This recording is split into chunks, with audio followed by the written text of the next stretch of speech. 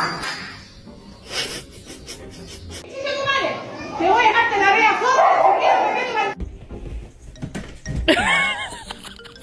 say wherever I want. I do whatever I want.